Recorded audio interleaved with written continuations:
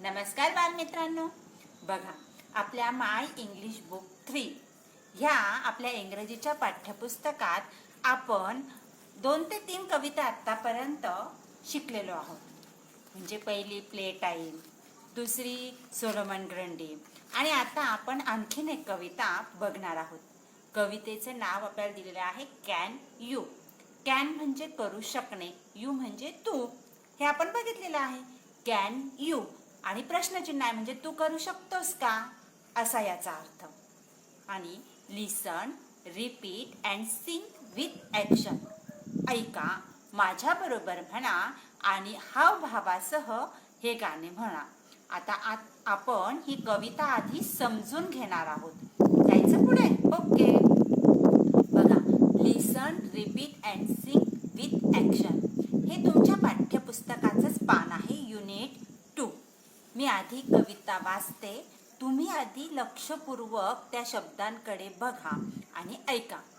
बघा, चित्र पण बघायचे आहेत. Can you hop like a rabbit.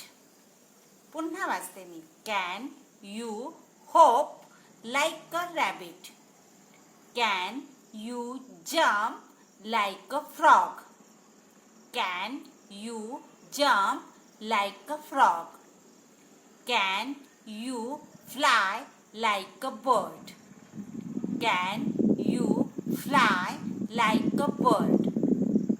Can you run like a dog? Can you run like a dog? Can you walk like a duck? Can you walk like a duck? Can you swim like a fish? Can you swim like a fish? And be still like a good child as still as this. And be still like a good child as still as this. आता आपण या कवितेचा अर्थ समजून घेऊया. आता बघा, can you hop like a rabbit. चित्रामध्ये तुम्हाला दिसते की नाही? कोण आहे? बरोबर, रॅबिट, ससा. मऊ पांढरा शुभ्र ससा.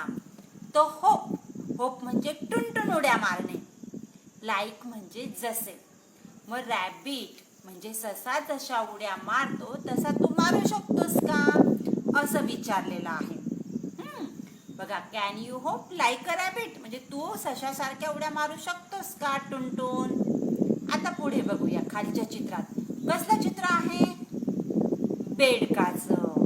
फ्रॉग. आपण बेडूक उड्या खेळतो की नाही? स्पर्धेला बेडूक उड्या ठेवलेल्या असतात आपण. Can you jump like a frog. Jump म्हणजे उड्या मारणे आणि फ्रॉग म्हणजे बेडूक. मग तू बेडकासारख्या उड्या मारू शकतोस का? जशा बेडूक उड्या मारतो तसं तू उड्या मारू शकतो का? जम्प देऊ शकतोस का? आता पुढे बघूया.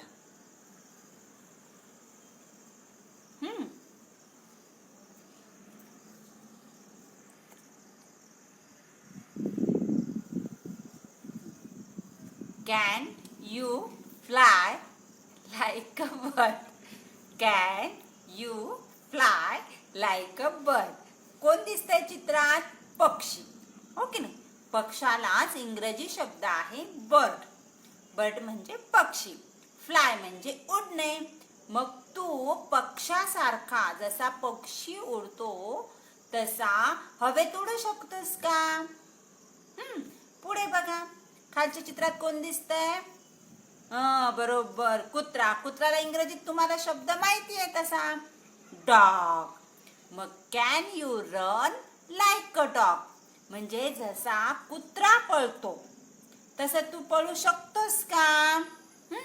पुढे बघूया बरं, अजून काय काय करू शकतो का विचारलंय त्यांनी. Can you walk like a duck. Walk म्हणजे चालणे आणि डक म्हणजे बदक. हो की नाही? मग तू बदकासारखा चालू शकतोस का? पुढे can you swim like a fish? Swim म्हणजे पोहणे, फिश म्हणजे मासा. तू माशासारखा पोहू शकतोस का? आता पुढे बघूया बरं आणखीन काय विचारलंय. आता दोन मुलं बघा कशी शांत छान बसलेली आहे. तुम्हाला सुद्धा थोडंसं वर्गामध्ये रागवलं की शांत बसा रे, चुप्प बसा असं म्हटलं की तुम्ही कधीतरी असं बसतात. मग बघूया बरं काय म्हणता ह्या चित्राबद्दल. And be still, be still like a good child as still as this. Be still म्हणजे स्थिर राहणे, गुड म्हणजे चांगला, चाइल्ड म्हणजे मुलं, आणि धिस म्हणजे हे. म्हणजे ह्या मुलांसारखे तू शांत बसू शकतोस का? बघा म्हणजे काय काय विचारलेलं आहे. Can you hop like a rabbit? तू सशासारख्या उड्या मारू शकतोस का? Can you jump like a frog? तू बेडकासारख्या उड्या मारू शकतो का? Can you fly like a bird? पक्षासारखं उडू शकतो का? Can you run like a dog? कुत्र्यासारख्या पळू शकतोस का?